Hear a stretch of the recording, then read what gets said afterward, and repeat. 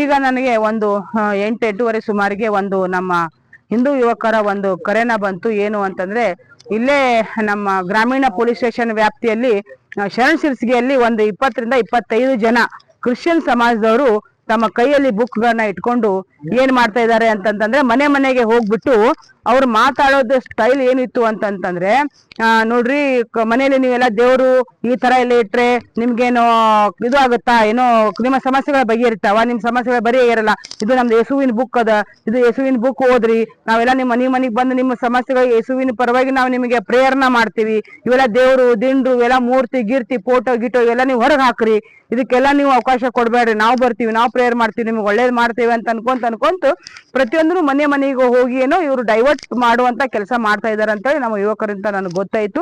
ಇದೇ ತರ ಅವ್ರು ಮಾಡ್ತಾ ಹೋಗ್ತಾ ಒಂದು 50-60 ಮನೆ ಹೋದ್ಮೇಲೆ ನೆಕ್ಸ್ಟ್ ಮನೆಯಲ್ಲಿ ನಮ್ಮ ಭಜಂಗದ ಒಬ್ಬ ಕಾರ್ಯಕರ್ತರ ಮನೆಗೂ ಕೂಡ ಹೋಗಿದ್ದಾರೆ.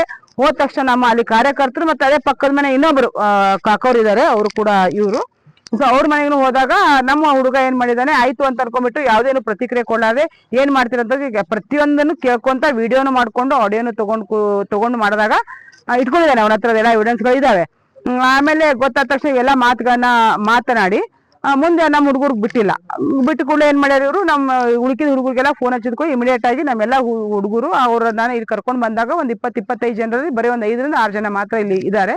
ಉಳ್ಕಿದವರೆಲ್ಲ ಹೋಗಿದ್ದಾರೆ. ನಾವು ಕೂಡ ಇಲ್ಲಿ ಪೊಲೀಸ್ ಸ್ಟೇಷನ್ ಬಂದು FIR ಗೆ ನಾವು ಇಲ್ಲಿದ್ದಂತ ಸರ್ಕಲ್ ಸಾಹೇಬರಿಗೆ ನಾವು ಮನವಿಯನ್ನ ಮಾಡ್ಕೊಂಡಾಗ ಅವರು ಹೇಳಿದ್ದು ಇಷ್ಟೇ, ನೋಡ್ರಿ ನೀವು ರಿಸೀಟ್ ಕಾಪಿ ಕೊಡ್ರಿ, ಖಂಡಿತವಾಗಿ ಇದರಲ್ಲಿ ಕಾನೂನು ಚೌಕಟ್ಟಿನಲ್ಲಿ ಅದೇನು ಬರುತ್ತೋ ಖಂಡಿತವಾಗಿ ನಾವು ಮಾಡೇ ಮಾಡ್ತೇವೆ. ಇವತ್ತು ಶರಣ ಬಸವೇಶ್ವರನ್ ತೇರಿದ ಕಾರಣ ನಮಗೂ ಕೂಡ ಸ್ವಲ್ಪ ಇದಾಗಿದೆ. ಮತ್ತೆ ಇದೊಂದು ಆಕ್ಟ್ CPR ಆಕ್ಟ್ ಸ್ವಲ್ಪ ನಾನು ಕೂಡ ಒಂದು ಮೇಲಧಿಕಾರಿಗಳಿಗಾಗಿರ್ಬೋದು ನಾನು ಸ್ವಲ್ಪ ಕಾನೂನು ಚೌಕಟ್ಟಲು ಅಂತ ತಿಳ್ಕೊಂಡು ಖಂಡಿತವಾಗಿಯೂ ಇವತ್ತು ತಪ್ಪಿದ್ರು ನಾಳೆ ಎನಿ ಕಂಡೀಷನ್ ನಾನು ನಿಮಗೆ FIR ಮಾಡೇ ಮಾಡ್ತೀನಿ ಅಂತ ನಮ್ಮ ಭರವಸೆಯನ್ನು ಕೂಡ ಇಲ್ಲಿ ಸರ್ಕಲ್ ಸಾಹೇಬರು ನಮಗೆ ಕೊಟ್ಟಿದ್ದಾರೆ. ಅವರೇ ರಿಸೀಟ್ ಕಾಪಿನೂ ಕೊಟ್ಟಿದ್ದಾರೆ. ಇನ್ನು ಮುಂದೆ ಏನು ಅಂತಂತಂದ್ರೆ ಈ ತರದ ಥೀಮ್ಗಳನ್ನು ಸಿಕ್ಕಾಪಟ್ಟಿ ಕಲಬುರಗಿಯಲ್ಲಿ ಬಂದಿದ್ದಾವೆ. ಈ ಮಕ್ಕಳು ಕಳೆದಾಯ್ತು, ಈ ತರ ಡೈವರ್ಟ್ಗಳಾಯ್ತು, ಎಲ್ಲ ಪೊಲೀಸ್ ಸ್ಟೇಷನ್ ಆಯಾ ವ್ಯಾಪ್ತಿಗಳಲ್ಲಿ ಏನ್ ಬಂದಿದಾವೆ ಏನಿದಾವಲ್ಲ ಅದನ್ನ ಅವ್ರ ಸ್ವಲ್ಪ ಅಲ್ಲಿ ಅಲರ್ಟ್ ಆಗಿ ಯಾರು ಏನು ಅಂತ ಅನ್ಕೊಂಡು ಆ ಥರದ್ದು ಯಾರಾದ್ರೂ ಕಂಡ್ರು ಅಂತ ಇಮಿಡಿಯೇಟ್ ಆಗಿ ಅವ್ರ ಮೇಲೆ ಕಾನೂನು ಕ್ರಮ ತಗೊಳ್ಳುವಂತ ಕೆಲಸನ ಇಲ್ಲಿ ಕಲಬುರಗಿಯ SP ಸಾಹೇಬರಾಗಿರ್ಬೋದು ಮತ್ತು ಕಮಿಷನರ್ ಸಾಹೇಬರಾಗಿರ್ಬೋದು ಮಾಡ್ಬೇಕು ಅಂತ ನಮ್ಮ ಮದುವೆಯನ್ನು ಕೂಡ ನಾನು ತಮ್ಮ ಮಾಧ್ಯಮದ ಮುಖಾಂತರ ಹೇಳ್ತೇನೆ. ಇಷ್ಟೊತ್ತವರು ನಮ್ಮ ಹುಡುಗರು ಹೇಳೋದಷ್ಟೇ ಏನಂತಂದ್ರೆ ನಾಳೆ ಯಾಕೆ FIR ಇವತ್ತೇ FIR ಮಾಡ್ಕೊಂಡು ತಗೊಂಡು ಹೋಗೋಣ ಅಂತ ನಮ್ಮ ಮಾತನ್ನು ಕೂಡ ಹೇಳಿದ್ದಾರೆ.